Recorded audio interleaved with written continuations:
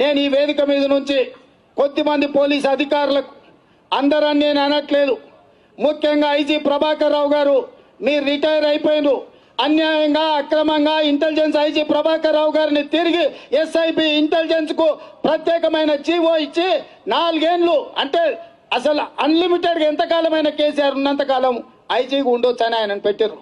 ప్రభాకర్ రావు గారు మీరు గుర్తు పెట్టుకోండి, ఇవాళ మీరు హ్యాకర్స్ తీసుకొచ్చి అన్యాయంగా మా కార్యకర్తల నాయకుల ఫోన్లు ట్యాపింగ్ చేసి ఇవాళ ఎవరు ఎక్కడికి పోతుండ్రో, ఏ కార్యకర్తలు ఏ నాయకులు ఏ సభలకు సమావేశాలకు పోతుండ్రో వాళ్ళ ఫోన్లు దొంగతనంగా విని వాళ్ళని అరెస్ట్ చేసే కార్యక్రమాన్ని నువ్వు చేస్తున్నావు. నువ్వు అనుకుంటుండొచ్చు కేసీఆర్ ఉన్నాడని, ఎంతకాలం ఉంటాడో కేసీఆర్ నువ్వు గుర్తు పెట్టుకో. ఇక ఉండేది కేసీఆర్ 2 ఏళ్లే. వచ్చే రాజ్యం సోనియమ్మ రాజ్యం,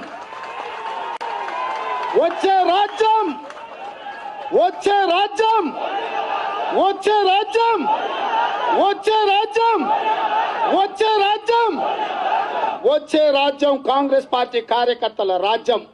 నేను ఇవాళ వేదిక మీద చెప్తున్నా, రాబోయే రాజ్యం కాంగ్రెస్ పార్టీ కార్యకర్తల రాజ్యం.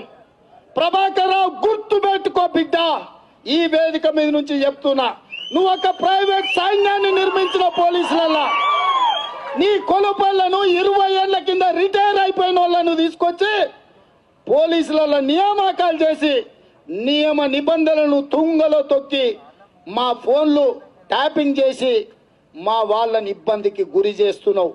నువ్వు రాసుకో, నువ్వు నౌకరి వదిలి ఇంటికి పోయినా నిన్ను ఇంట్లో నుంచి ఇదే పోలీసుల చేత, పోలీసులు ఐపీఎస్లు కాదు హోమ్ గార్డ్లను నీ ఇంటికి పంపించి నీ చొక్కబట్టి నువ్వు అనుకుంటుండొచ్చు ఆ ప్రగతి భవన్ అట్లనే ఉంటది, కేసీఆర్ ఇట్లనే ఉంటాడు, కేటీఆర్ నాటకాలు జాగుతాయని. 2 ఏళ్ళు గుర్తు పెట్టుకో, 730 రోజులు గోడ మీద బొగ్గు తీసుకొని గీతలు గీసుకో, రోజులు లెక్క పెట్టుకో.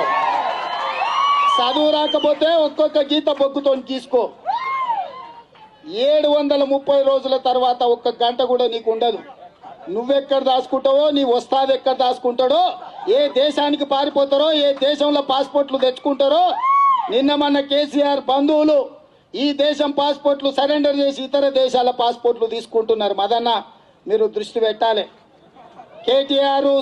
కేసీఆర్ చుట్టాలు భారతదేశం పాస్పోర్ట్ ఉంటే నియంత్రణ ఉంటుందని చెప్పి చుట్టాలు పక్క దేశాల పాస్పోర్ట్లు తెచ్చుకుంటారు. ప్రభాకర్ రావు నువ్వు కూడా తెచ్చుకోవాల్సిన పరిస్థితి వస్తుంది. పక్క దేశం పోయినా బొక్కలకు పోయినా పొగబెట్టి ఎలుకల్ని బయటికి తెచ్చినట్టు మిమ్మల్ని బయటికి తీసుకొస్తాం. మీరు అనుకుంటుండొచ్చు ఎప్పటి కేసీఆర్ ఉంటారు మమ్మల్ని కాపాడతాడని.